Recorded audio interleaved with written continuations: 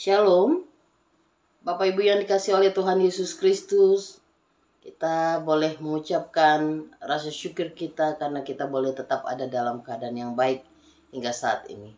Dan kita dipertemukan dalam Renungan Malam edisi 12 Juli 2025.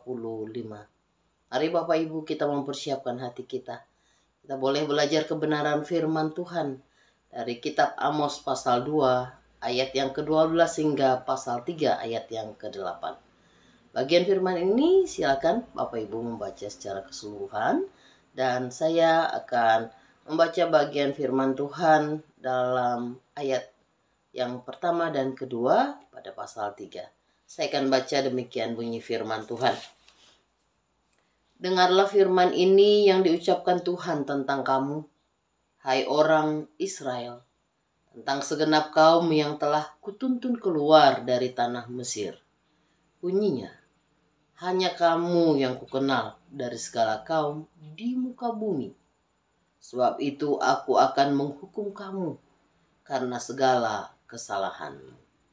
Demikian pembacaan firman Tuhan.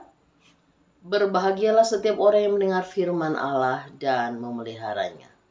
Bapak Ibu yang dikasih oleh Tuhan Yesus Kristus, tema yang saya usung untuk kita hari ini adalah hukuman Allah atas dosa Israel. Ketika Tuhan mendatangkan hukuman, ketika Tuhan memberikan bentuk disiplin sebagai bentuk kasih-Nya bagi orang Israel, umat-Nya, umat pilihannya, maka Dia akan mengutus nabi dalam peringatan supaya orang-orang Israel boleh menyadari kesalahannya dan bertobat. Dan itulah sesungguhnya yang diinginkan Allah, agar orang-orang berdosa belajar dari kesalahan yang dia lakukan dan tidak berbuat lagi, sehingga hidup dalam kehendak Tuhan. Orang Israel dalam kerajaan Israel yang telah dipimpin raja-raja, yaitu manusia biasa yang berdosa, bahkan mereka berbuat hal yang sungguh membuat Tuhan marah. Orang-orang Israel, mereka hidup dalam kelimpahan, mereka hidup dalam kekayaan, tapi justru dalam kelimpahan yang Tuhan anugerahkan, mereka berbuat hal-hal yang sungguh mengecewakan hati Tuhan. Banyak orang-orang yang berpunya atau yang memiliki harta, memakai kekuasaannya, memakai hartanya untuk menindas orang-orang miskin, untuk memberlakukan ketidakadilan di tengah-tengah kehidupan mereka yang seharusnya dirangkul dan dibawa kepada kebaikan Tuhan. Itulah sebabnya Tuhan menghukum mereka. Bukan hanya itu saja, pemikiran mereka, kekuasaan dan kekayaan yang mereka miliki seolah-olah meniadakan Tuhan. Mereka menjadi Tuhan atas sesamanya. Mereka berlaku seenaknya, sewenang-wenang, memberlakukan ketidakadilan bagi yang lain. Nah, Bapak Ibu, hukuman akan berlangsung karena Allah adalah Allah yang tidak menginginkan ketidakadilan. Allah adalah Allah yang kudus. Allah adalah Allah yang memberikan penghukuman sebagai bentuk kasih-Nya. Hukuman Allah atas orang-orang berdosa itu akan terjadi dan berlangsung karena Allah merindukan pulangnya orang berdosa pada kebaikan Tuhan. Nah, Bapak Ibu, orang Israel berdosa sebab ada bagian penting yang harus mereka sadari. Penolakan kepada nabi, bahkan mereka melarang nabi untuk bernubuat. Padahal dengan jelas seorang nabi hadir di tengah-tengah umat adalah untuk menyampaikan apa yang menjadi pesan Allah, agar ketika mereka berdosa atau berbuat pelanggaran yang tidak diperkenankan Allah untuk tetap berlangsung dalam kehidupan mereka, maka itu adalah sebuah kesempatan supaya mereka kembali lagi kepada jalan yang dikehendaki Allah. Tetapi sangat disayangkan pada kehidupan Nabi Amos di tengah-tengah bangsa Israel. Mereka justru melarang nabi ini untuk menyampaikan nubuat Allah. Tetapi seorang nabi tidak akan berhenti atau menjadi gentar atau menjadi takut karena situasi seperti itu. Maka nabi akan tetap menyuarakan suara Allah. Karena itulah dikatakan pada bagian ini bahwa nabi kembali mengingatkan bagaimana perjalanan umat Israel di padang gurun yang begitu mengerikan. Dan sesungguhnya tidak ada manusia yang akan lolos dari perjalanan padang gurun selama 40 tahun itu, kalau bukan Tuhan yang menjaga dan melindungi.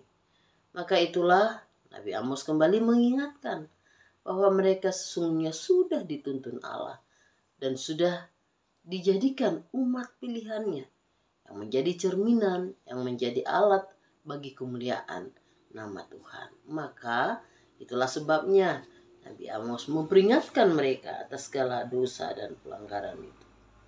Dan memang betul disampaikan bahwa di ayat-ayat sebelumnya mereka telah melakukan tindakan-tindakan yang tidak diperkenankan oleh Allah.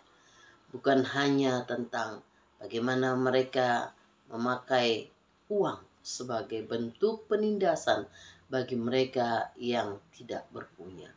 Juga untuk perilaku-perilaku yang tidak berkenan di hadapan Allah, di mana ayah dan anak melakukan pelanggaran dalam kekudusan hidup. Dan itu tentu menjijikkan di hadapan Allah. Maka itulah yang harus diperbaiki. Itulah yang harus ditinggalkan.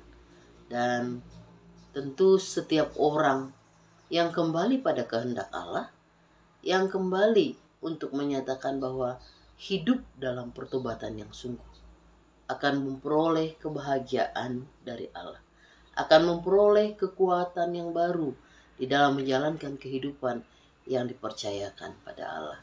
Ingatlah, setiap orang berdosa, apakah pikiran, perkataan, atau perbuatan. Nah, dalam hal ini setiap kita harus menyadari bahwa Allah menginginkan kita meninggalkan setiap dosa itu. Mari hidup dalam pikiran yang benar. Mari hidup dalam tindak yang benar. Mari hidup dalam memperkatakan kebaikan-kebaikan Allah. Biarlah hidup kita sungguh diberkati. Biarlah hidup kita boleh menjadi berkat di mana saja kita berada. Ingatlah, hukuman Allah adalah bentuk kasih-Nya. Hukuman Allah bukanlah untuk mematikan, tetapi sebaliknya, hukuman diberikan untuk mengarahkan kembali orang yang dikasihinya kembali pada kebenaran Allah. Mari hidup dan bersandar kepada Allah. Mari kita mencintai firman-Nya dengan kesungguhan, sehingga kita pun diperkenankan oleh Allah. Tuhan Yesus memberkati. Amin. Mari kita berdoa. Terpujilah Engkau Allah Bapa kami di dalam Yesus Kristus, sebab karena kebaikan-Mu lah kami boleh hidup. Kami mengucapkan syukur sebab di dalam kemurahan-Mu kami boleh belajar untuk boleh tetap melakukan yang Tuhan perkenan.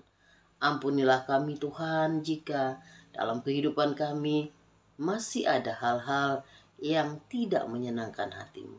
Maka permohonan kami adalah, janganlah kiranya Engkau jemu-jemu mengajar kami. Janganlah kiranya Engkau meninggalkan kami dalam keberdosaan kami. Sebab sungguh tidak ada keselamatan di luar Engkau. Maka biarlah kami umat Tuhan boleh belajar hidup seturut dengan kehendak-Mu. Biarlah hal-hal yang Tuhan percayakan tidak menjadi alat bagi kami untuk berbuat dosa, tetapi sebaliknya, harta, kekayaan, jabatan, semua itu boleh menjadi persembahan yang berkenan di hadapan Tuhan. Boleh kami pergunakan dengan baik untuk kepujian bagi nama-Mu. Sadarkanlah kami ya Allah, betapa Engkau baik dalam hidup kami.